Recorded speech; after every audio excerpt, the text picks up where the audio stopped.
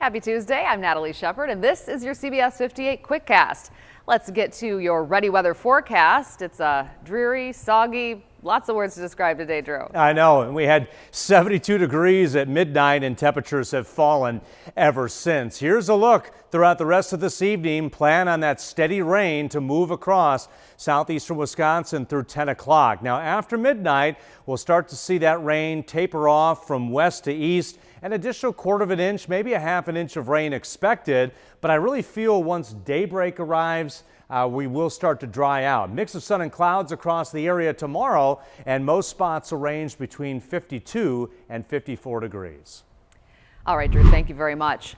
We are now just hours away from Darrell Brooks' trial being placed into the jury's hands. Both parties made their final arguments to jurors this afternoon. The jury has to find that Darrell Brooks intentionally drove through the Waukesha Christmas parade, killing 6 people and injuring dozens more.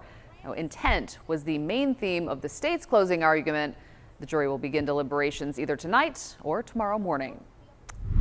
Early in-person voting kicked off in Wisconsin today. A community gathered at the Milwaukee Area Technical College campus this morning and then marched to Fiserv Forum, which is one of the main voting sites in Milwaukee.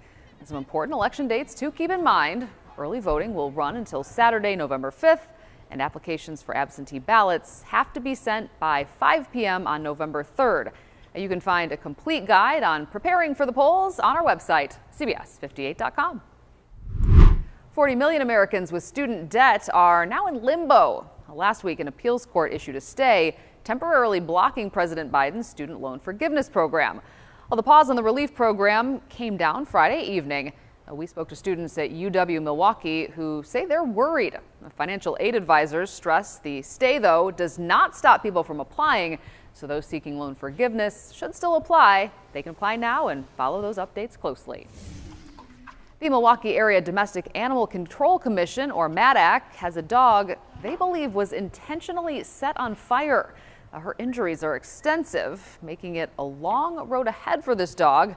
But even with the trauma, shelter staff says she is one sweet pup. Her recovery will likely take at least 3 months.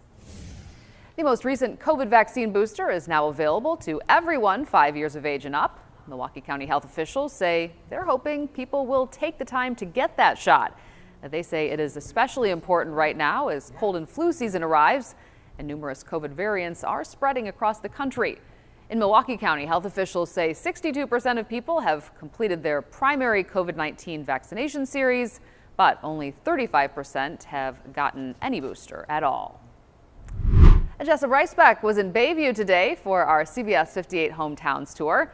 What a gem for number 50 on our tour. Bayview has a little something for everybody, from front row views of Lake Michigan to a historic Italian food market and even a bowling alley for a little bit of fun.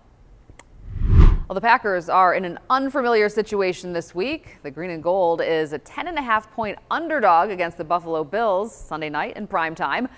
And in the basketball world, the Bucks are playing the Nets tomorrow night at Fiserv Forum. And coming up later tonight on the CBS 58 News at 9 and 10, Wisconsin's seeing a sharp decline in students' test scores post-pandemic, how racial disparities play a role. Plus, the mother of a homicide victim speaking out on her daughter's suspicious death. We'll see you tonight. But for now, this is your CBS 58 Quickcast. I'm Natalie Shepard. Thank you so much for watching.